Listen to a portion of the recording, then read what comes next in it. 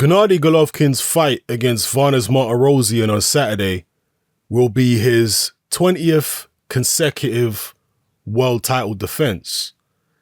And should he win, that will equal the record of Bernard Hopkins as the longest reigning middleweight champion in terms of defenses.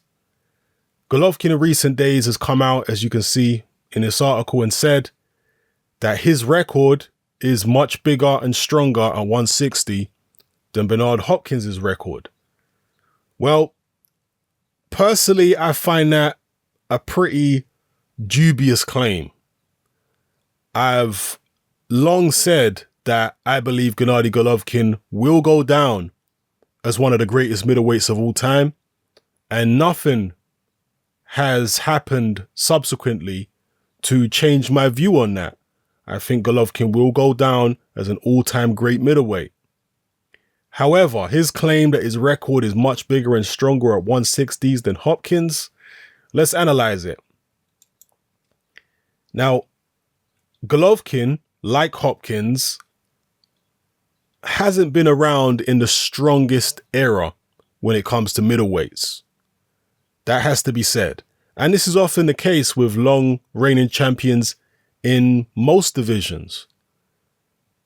Their reigns are usually characterized by a lack of elite competition at middleweight. Now, Hopkins did fight elite fighters, but the majority of them were guys who are moving up from lower weight divisions, the likes of Trinidad and De La Hoya, etc. But I'll get onto that in a minute.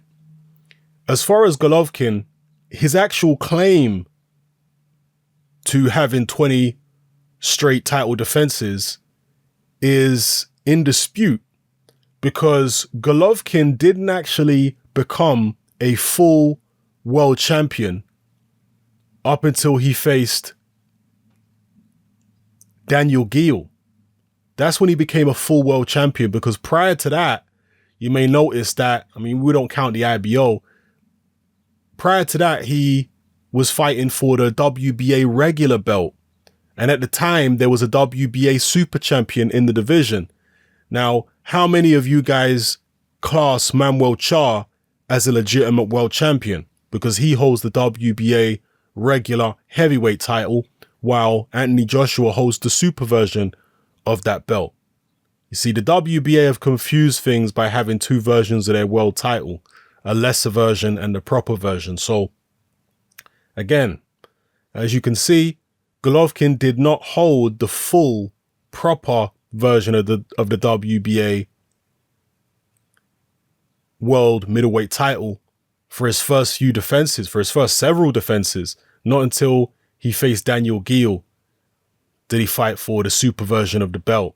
As you can see there, World Boxing Association Super World Middleweight title as opposed to World Boxing Association Middleweight title. So from the Geale fight onwards, some people would say is where Golovkin's real reign began. But even if you count it from his first WBA regular middleweight title fight, which was against Milton Nunes, the first defense being against Tapia, even if you count it from then, you look at the opposition he faced, and it's not the greatest. Proxer was a guy who had a decent record on paper, but has really never done anything of note before or since. Gabe Rosado was a fringe contender, but a very tough man. We know that. Ashida, guy had 8 losses. Matthew Macklin, really European level. Macklin, never really a proper world level guy. Curtis Stevens, again, another fringe contender. This guy was awful. Adama. Daniel Geale. That was a good win for Golovkin, I think. Perhaps his first legitimate win. Although Geale had seen better days.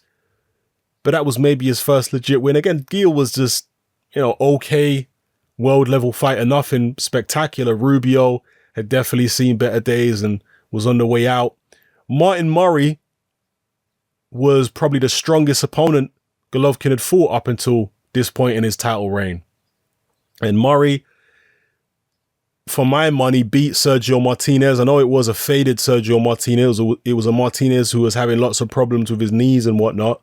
But still, Martin Murray was a legitimate middleweight, world-class middleweight. But again, nothing special. Martin Murray is not going to go down in the history books as a memorable middleweight, historically. So then he fought Willie Monroe Jr. again. Another just run-of-the-mill contender. David Lemieux, who was a world champion. But how good a world champion was David Lemieux? Is this somebody who's going to go down in the history books? To me, he was a run-of-the-mill world champion. I've said before, a poor man's Nigel Benn. Dominic Wade, poorer position. It's only really Golovkin's last 3 fights where he stepped up to what you would call elite level.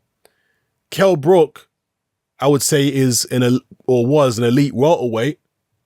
He stepped up 2 weight divisions to face Gennady Golovkin. Kell Brook being an elite welterweight, he's still not a Hall of Fame welterweight. He's still not, he hadn't cleaned out his division or anything, and he's not going to go down as one of the greatest welterweights of all time at all, Kell Brook.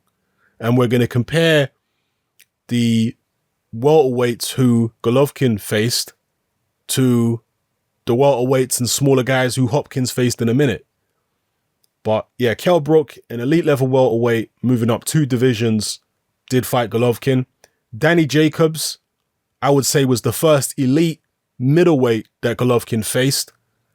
And that was a very, very tough fight, a close fight. And many people, including myself, thought that Danny Jacobs actually won the fight. And even if you didn't think he won, it was at least close and a very tough fight for Gennady Golovkin.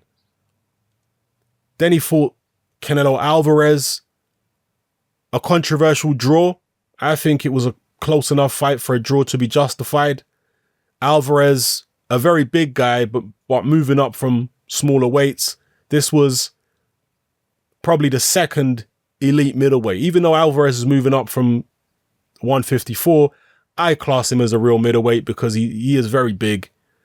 So I would say that's the second elite middleweight that Golovkin fought, and that went to a draw. Now he's fighting Vanes Martirosyan, who is a career light middleweight. Martirosyan has never fought at middleweight. There was one fight very early on in Martirosyan's career where he weighed over 154 pounds, but I'm not sure if that was actually sanctioned as a proper middleweight fight. And either way, it was only against a journeyman anyway. So for all intents and purposes, Vanes Martirosyan has never fought a middleweight. This will be his first middleweight fight against Golovkin. So that is Gennady Golovkin's reign as middleweight champion. It hasn't exactly been punctuated by stellar opposition for the most part. Again, it's only in his last 3 fights that he's been facing elite competition. And elite competition in terms of today. But historically, will Alvarez and Jacobs go down as elite middleweights? Potentially they might.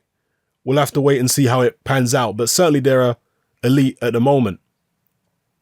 And Kell Brook was an elite welterweight. So let's have a look at Bernard Hopkins' record as middleweight champion. Now, he was around in a time when they didn't have these silly WBA regular, WBA super and all that nonsense. He was just IBF middleweight champion for the longest, and he eventually unified all the belts, something which Golovkin has not yet done. He may do it, we'll see. But Bernard Hopkins actually managed to unify all the belts. Now his story began, see if we can find it here. Okay, yes, it was the win, the second fight over Mercado. That's where his title reign began. Mercado, a decent fighter, but, not going to go down in the history books or anything like that. John David Jackson. Now, that was a good win for Bernard Hopkins. John David Jackson was a very useful middleweight. He later stepped up in weight class and whatnot. A very useful middleweight who will go down as, not an all-time great or anything like that, but he will go down as an elite guy during his time, John David Jackson. He was a good fighter. Then he fought Glenn Johnson. Johnson was undefeated. He took Glenn Johnson's undefeated record. At the time, Johnson wasn't yet Johnson, if you get what I'm saying. He wasn't the Glenn Johnson that we came to know late on in Johnson's career when he knocked out Roy Jones and he had this kind of Indian summer in his career, but he still was an undefeated contender. And retrospectively, that was a good win for Bernard Hopkins, looking back on it. The Glenn Johnson win. Bearing in mind what Glenn Johnson went on to achieve. He fought, who else here? Simon Brown, who had seen better days, and Simon Brown was coming up from lighter weights. So Brown was a decent fighter, but, you know, a smaller guy moving up. The 2 fights against Robert Allen. Allen was, again, a decent fighter, nothing spectacular, but he was a decent level middleweight. The Antoine Eccles fights, the 2 of them. Again, Eccles a decent middleweight, but nothing spectacular at all. Keith Holmes, that was in the tournament, the middleweight tournament, which Bernard Hopkins took part in. And remember, going into this tournament, Hopkins was not the favorite to win it. I believe Trinidad was actually the favorite to win it, which is very interesting. But yeah, Keith Holmes, who I think is from Washington, D.C., if memory serves me correct, he was a good middleweight at the time. Again, not a historically great middleweight champion or anything, but he was a good fighter, technical, southpaw, good boxing skills, a tough man. That was a good win for Bernard Hopkins in the middleweight tournament. Then he fought the tournament favorite, Felix Trinidad. Now, Trinidad was a welterweight who moved up in weight, but Trinidad had already fought middleweights. This wasn't like when Kell Brook moved up to face Gennady Golovkin, where Brook had never faced a middleweight before. Felix Trinidad had faced middleweights, or at least one middleweight at a time. He'd knocked out, God, what's the guy's name? William Joppy, sorry. He defeated William Joppy. And Joppy was a proper middleweight. And obviously Felix Trinidad was an elite welterweight. He'd beaten the likes of Oscar De La Hoya, etc. He was a very good puncher, and he'd proven that he was a good puncher, not only at welterweight, but he'd proven his power at middleweight too. And unlike Kell Brook, Felix Trinidad will go down as an all-time great welterweight. He'll just go down as an all-time great, period. The win that Hopkins has over Felix Trinidad is definitely better than the win Golovkin has over Kell Brook. That's indisputable as far as I'm concerned. Then Hopkins went on to fight people like Carl Daniels. Again, these are pretty nondescript opponents. Fought William Joppy. Again, decent win, but Joppy had already been taken care of by Trinidad, another guy who Hopkins had fought. Hopkins faced Robert Allen once again. Then came the Oscar De La Hoya fight. And once again, De La Hoya, a guy moving up from lighter weights, but De La Hoya had fought at middleweight. He had that controversial win over Felix Sturm. Then he fought Hopkins, and Hopkins disposed of De La Hoya with the famous body shot, which De La Hoya couldn't recover from. So at this point, De La Hoya, a bloated welterweight really against Bernard Hopkins, probably wasn't. I mean, he was on the wrong side of his prime, I would say, when he fought Hopkins. Although I think he might have been a younger man than Hopkins, but still, I think he was on the wrong side of his prime. Did win a version of the middleweight title, but in questionable circumstances. But still, he was a useful operator, Oscar De La Hoya. But as a middleweight at the time, I don't think he was one of the elite guys at all. An elite welterweight in his younger days, absolutely.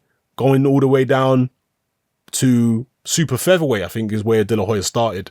So he was an elite fighter in all the divisions he fought in, maybe up until 154. But at middleweight, I don't think so. But still, on paper, it's a big name for Bernard Hopkins.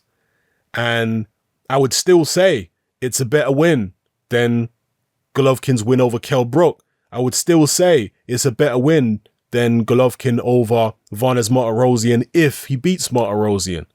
Yeah, I would still say, this win and the Trinidad win are better than either Brook or Martirosyan. Howard Eastman was a decent fighter. Again, nothing to write home about, but he was a good run-of-the-mill world title contender. Then, of course, there were the 2 fights with Jermaine Taylor. Taylor beat him in the first fight, and that's what ended Bernard Hopkins' world title reign. So, yeah, Hopkins, as I said, didn't face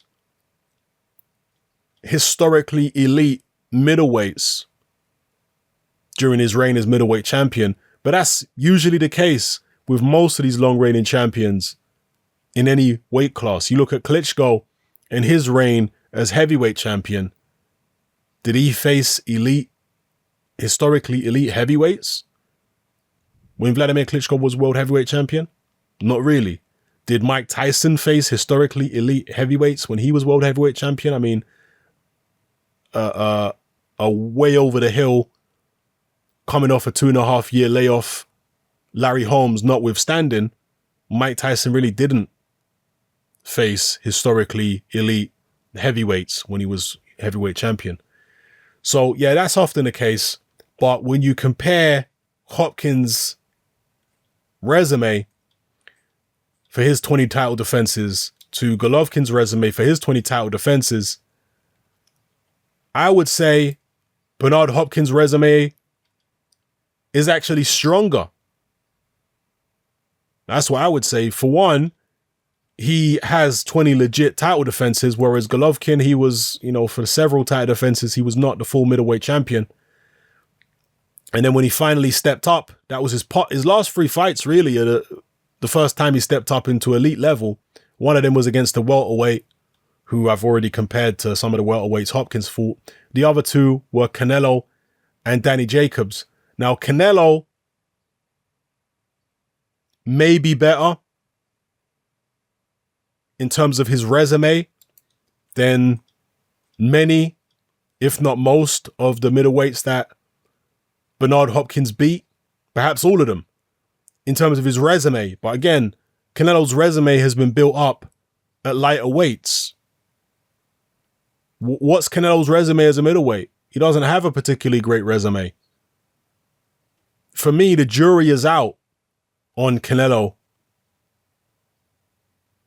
as a middleweight. We really don't know how good he is as a middleweight. I said earlier on he's elite, and I guess he is elite because he's one of the elite names. But let's say Golovkin retires tomorrow. Is Canelo going to dominate the middleweight division? I'd be surprised if he did, to be honest. So, I think the jury's out on just how good Canelo is as a middleweight. Danny Jacobs, a good middleweight, a good solid fighter. Did Golovkin really win that fight? That's still up for debate. Is Danny Jacobs better than all the middleweights Bernard Hopkins fought? I mean, sometimes we have to wait until things are all said and done. Sometimes we have to wait until these fighters' careers are over before we can accurately assess how good they were. Because sometimes you'll write a fighter off and say, he's not very good, and he goes on to achieve amazing things. I mean, I just gave you an example with Glenn Johnson. Not that Johnson went on to achieve amazing things, but Glenn Johnson went on to be a very, very solid campaigner after he lost to Bernard Hopkins. So, yeah, those are my thoughts on Golovkin and Hopkins' resumes, respectively. Neither guy has got elite, historically elite middleweights on their resume, as yet anyway. And I say as yet because perhaps Danny Jacobs and Canelo might go down as historically elite. We'll have to see. They certainly haven't got historically elite resumes, either one of them, as yet. Okay, so at the moment, I'd say Golovkin doesn't have any historically elite middleweights on his resume, and neither did Hopkins. Yeah, the best fighters that both Golovkin and Hopkins faced were guys who were moving up in weight. Other than, you know, the Danny Jacobs on Golovkin's resume, it was Canelo and Kell Brook. And for Hopkins, it was, you know, the likes of De La Hoya and Trinidad. And, you know, he faced some solid middleweights, but nobody historically elite in terms of his wins. So, yeah, those are my thoughts. At the end of the day, I still consider them both to be all-time greats. And for me, who has the longer title reign, I don't think that's overly important. What's most important, I think, is the level of competition they've beat. If you look at some of the greatest fighters of all time, they haven't necessarily stayed in every division they've been in for a particularly long time. But you'd still probably pick them over fighters who reigned for much longer. I'm trying to think of some examples off the top of my head at the moment. Let's say, let me think now. Sugar Ray Leonard. He wasn't a particularly long reigning welterweight champion. Certainly wasn't a long reigning middleweight champion. But at welterweight, at least, you'd pick him probably to beat a lot of guys who had longer title reigns than he did.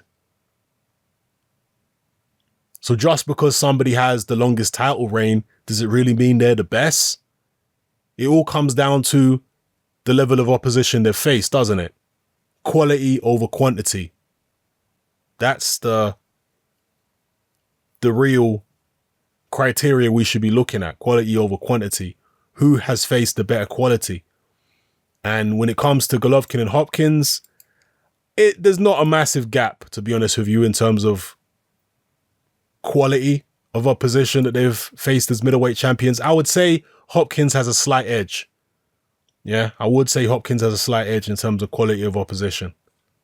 So let me know how you feel about this in the comment section below. I'm sure there's going to be arguments for and against. It's all good as long as we keep it respectful. Drop your comments below. Let me know how you feel. It's Hatman, I'm out.